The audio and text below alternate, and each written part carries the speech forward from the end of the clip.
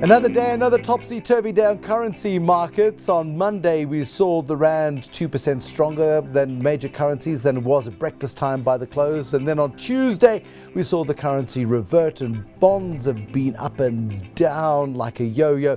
We saw the National Director of Public Prosecutions, of course, directing and dropping fraud charges against the Finance Minister Pravin Gordhan. That was yesterday, and today this is the MoneyMakers. I am Bruce Whitfield, and I feel punch drunk. I feel like I went to the rumble in the jungle and got between Foreman and Ali.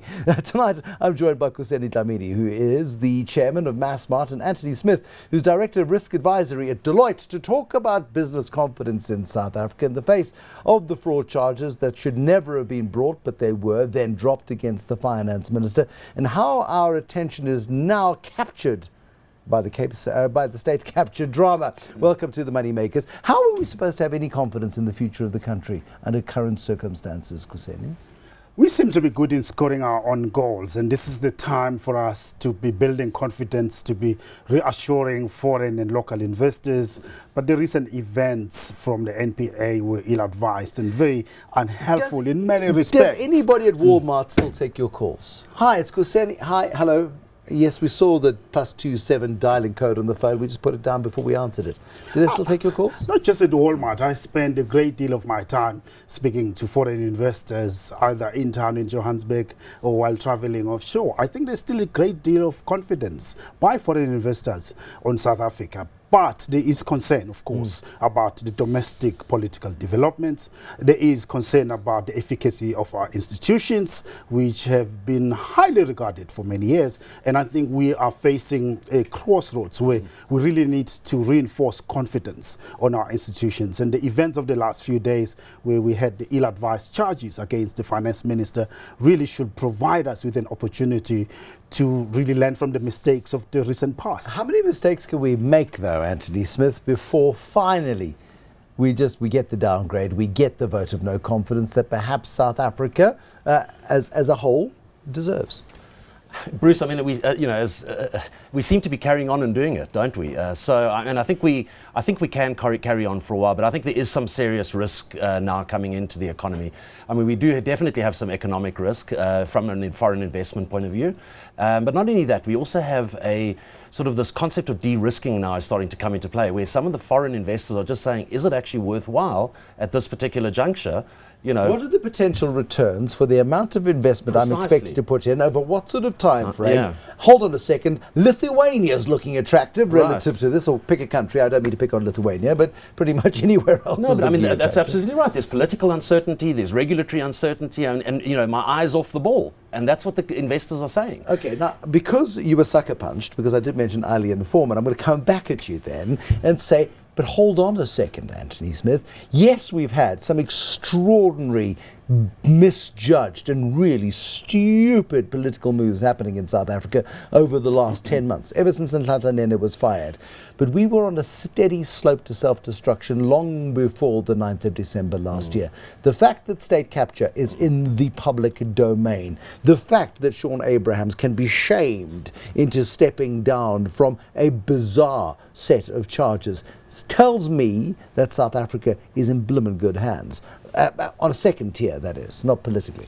I mean, I hear you, and I think that is right, but I think it's not how it's being seen by the foreign investors, Bruce, at this particular point. So yes, we're seeing some positivity inside. I just feel that the last 12 months has really been quite a turning point for this country. Everybody was fairly buoyant up until, I think, finance ministers. People think I'm mad. For the finance minister's long weekend break.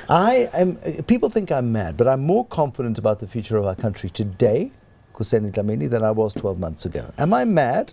Or is there something in it? I think there's reason to be confident, because the reversal of... Answer the question. Am I mad? No, don't answer the question. You're not mad. Okay, let me be direct. You're not mad. I think you are rational.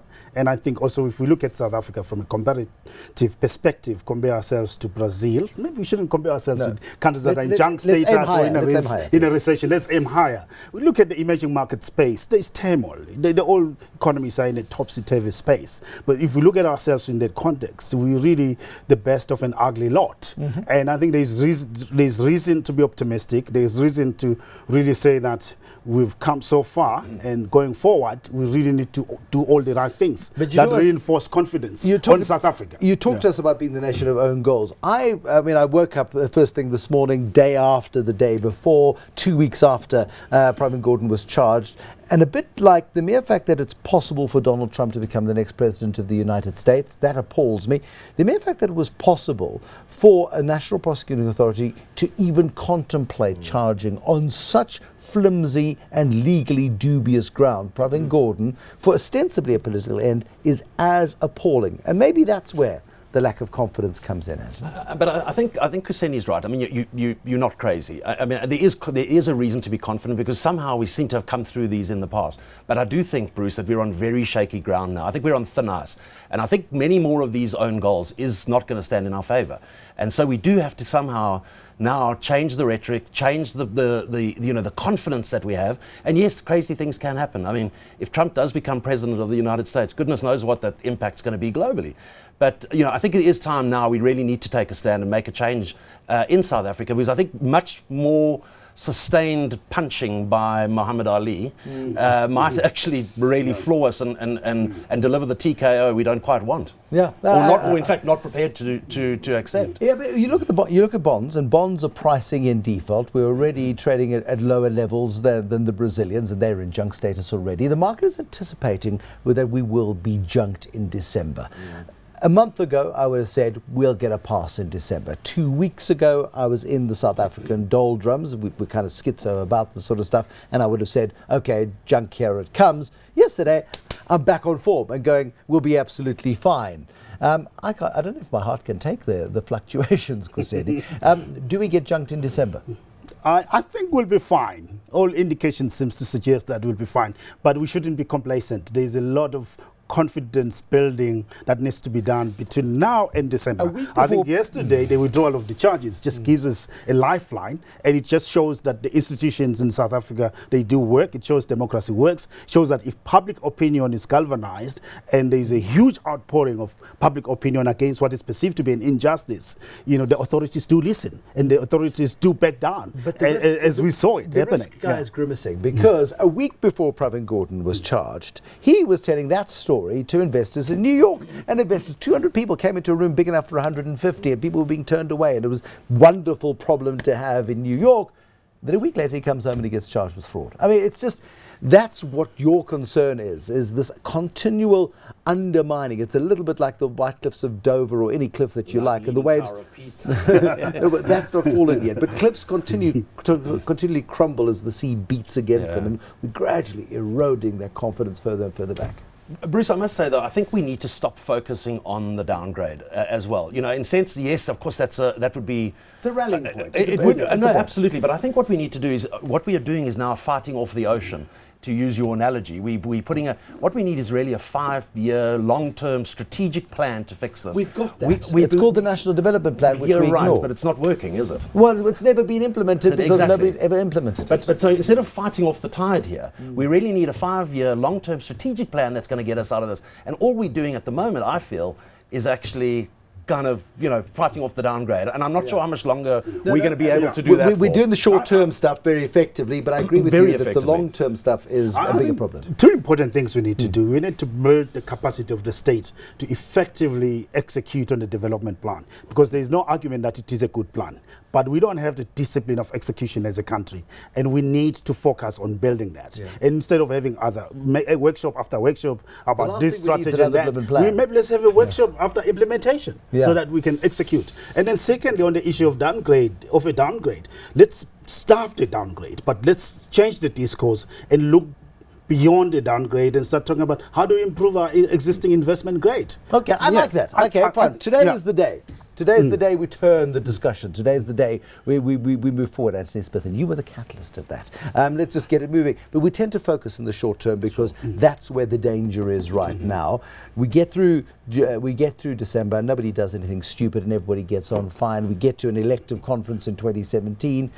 Do we need to do something sooner than that, Kuseni, in terms of leadership of the country? Can we wait until 2017 and then wait until 2019? We don't have the luxury of waiting. I think we need to reinvent the leadership of our country. We need to project more confidence. We need to project more integrity in terms of how the country is led. And I think the leaders that are in place now really need to go out there and re-engage with the public and win hearts and minds, and acknowledge the mistakes that have been done, and also commit not to repeat the same mistakes, because we can't keep scoring our own goals. I mean, that's a really nice corporate way of doing it, Anthony. I mean, we've all worked in companies that have been through difficult times, and we've all seen the response. We understand what happens to staff in companies when the leadership goes a little bit wobbly. We also see what happens when you get purpose-driven, strong, committed, honest leaders with integrity who take over and say, okay, that's done, let's move on. And you get a team behind you. I mean, absolutely, and I fully support what Kuseni's saying here. We do need to move forward. We do need to be engaging. We do need to change. I think, to answer your question, Bruce, we cannot wait until the elective conference of 2017. But even looking beyond that to 2019, I just don't think we're going to have the luxury of time. And again, it gets down to that uncertainty that it creates in the investors' minds, the uncertainty that it creates in the minds of the locals as well. And could there be a potential for some sort of social unrest if we don't get this sorted out? Already what we're seeing at the universities and the reaction to that. By adding $17.8 billion to the rand, thank you, to the education budget. Can we actually afford that? And is that not going to put the rating downgrade sort of one notch closer?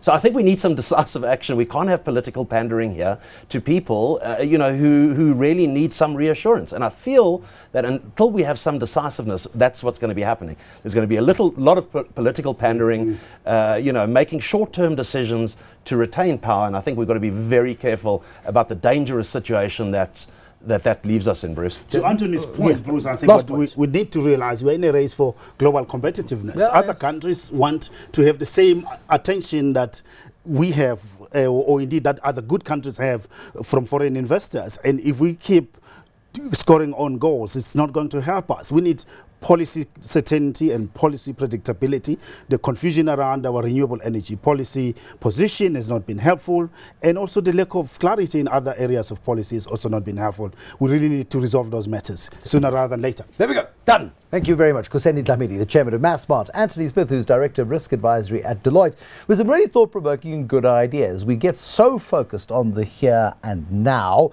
and we get so panicked as to whether or not the finance minister, I must check my Twitter feed, maybe it's happened already, has have a job tomorrow, and never mind the day after. And we do get caught in the here and now far too much. We do need to have the National Development Plan. If anybody's got a copy still, could you dust it off and have it delivered, please, to the presidency?